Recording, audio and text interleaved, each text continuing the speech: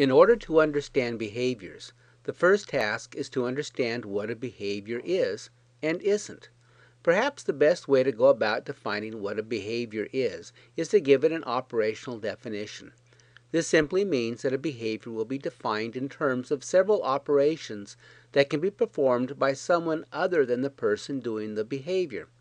There are two primary operations that we can perform to determine if an individual is exhibiting a behavior. These two operations are 1. To observe, and 2. To count. This lesson will go over the basics of defining a behavior in these terms. Let's take a closer look at those two operations that define a behavior. The first was that the behavior must be easily observable. This means that we are looking at an action that the student is performing. It also means that we do not count internal processes as behaviors.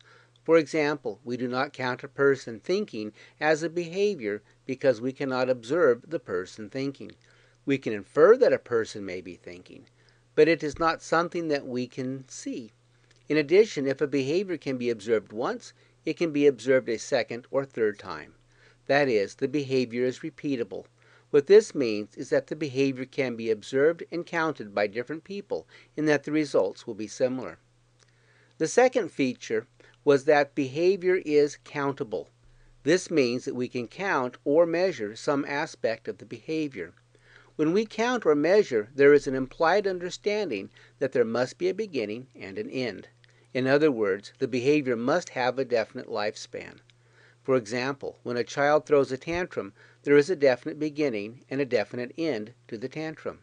When a student is wandering around the room, there is a definite beginning when the student leaves his or her desk, and a definite ending when the student returns to the desk.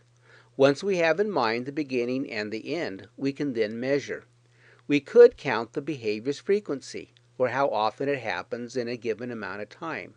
We could count its duration, or how long each event happens.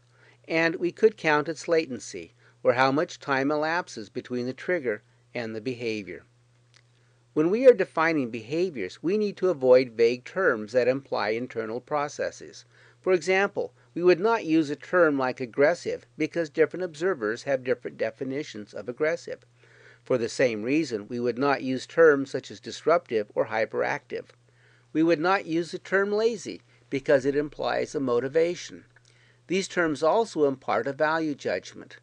The term lazy implies that the student doesn't perform because of a lack of motivation and an unwillingness to put out effort. This is a derogatory term. In any event, we cannot measure lazy. What are the characteristics of lazy? What is it about lazy that we can count? Is there a beginning or an end to lazy? Whatever value the term may have in other settings, it has no value in understanding behaviors. Let us now take a look at several students and determine if what they are doing constitutes a behavior as we have operationally defined the term. This is Mike. He will raise his hand to answer a question, but instead of waiting to be called on, he will blurt out his answer as soon as his hand goes up. His behavior of raising his hand and blurting out the answer can be easily observed, and it can be counted. Therefore, it is a behavior. Melissa has a difficult time working independently. She will often work for a minute or two, and then stare out in space until her teacher redirects her. From the description, it is difficult to determine what the behavior is.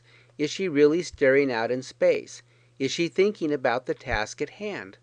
We don't really know, and because of this, it is difficult to measure.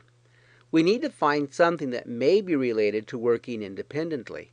One possibility is to measure the time when she is actively working on the assignment and to develop interventions to increase that time.